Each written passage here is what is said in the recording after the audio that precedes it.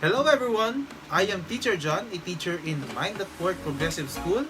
Our school is located in Winston Street, East Fairview, Quezon City. For today, children, I will be talking to you about pets. Welcome to our Pets 101.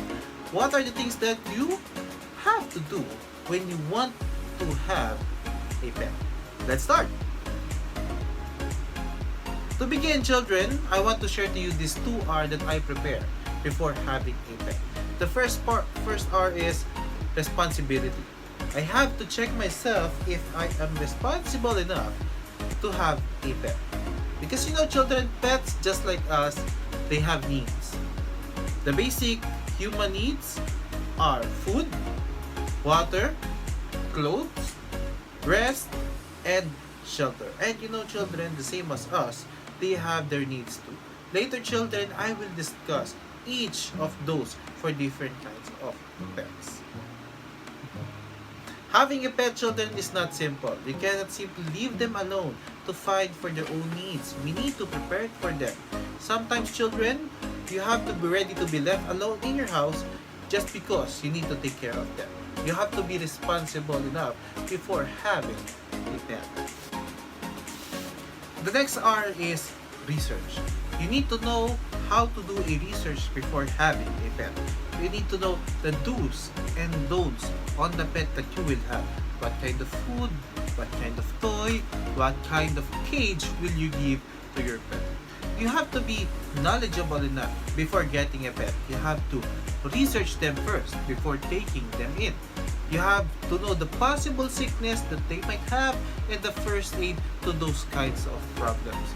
You may search the internet, ask the pet stores or veterinarians to know the possible things that could happen when you have your pet. So that's it, children, for the 2Rs, responsibility and research. Now, children, let's talk about the needs of the pet. Now, the same children with us, of course, if we need food, our pets needs food as well. Each pet has different kinds of foods.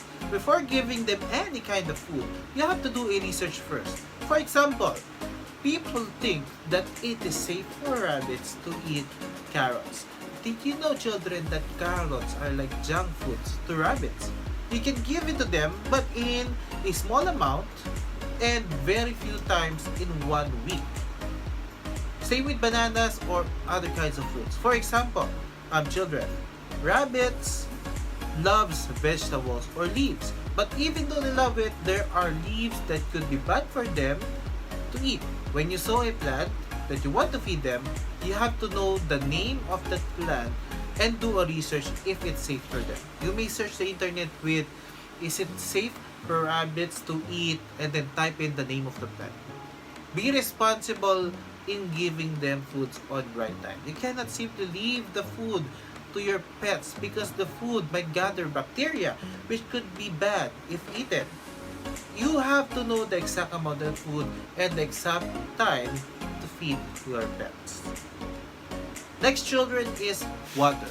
Water could be a good source of bacteria as well. You should always check and change water of your pets. There are pets that should always be hydrated. Usually, children, people give water to pets through bowls, which could be bad because sometimes they step in the water and then drink it. Imagine, children, you step on the water and then you're going to drink it, children, it could go really bad. There are ways to give water to your pets without having them dirty it. You may use pet bottles which they can suck into when they need water. That way, they will not step into the water bowl anymore. As for clothing, of course, pets do not need clothes. Sometimes, people give them clothes just to look nice, but it's not a need for them.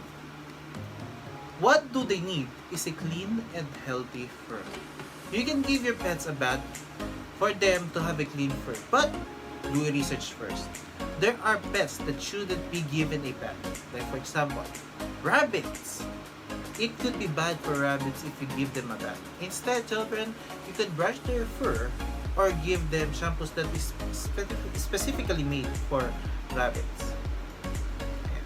Next is rest. Same as us, pets need rest. It is our responsibility to give them a place wherein they could rest peacefully away from disturbances. We should also do a research on what kind of things that could give your pets a stress. For example, fishes could get stressed by just closing a door. So we should put them away from the doors. Stress could lead into some bad illnesses, so we should give them a good rest for them to be healthy. Last but not the least, and the most important, is the shelter. Never ever get a pet before preparing its cage. For example, getting a fish before getting an aquarium, getting a bird before getting a cage, before getting a pet children, prepare for a place for it to live in. Research the size of the cage that you need for your pet. It could be bad for their health if the size of the cage is not enough for their size. Same goes with aquariums. It is your responsibility to maintain their cages clean for them to have a healthy body. Ayan, so that's it for our Pets 101. Remember children, before getting a pet, 2 R's. Be responsible and do a research. This is Teacher John, and this is Critters. Thank you for watching children. Have a great day!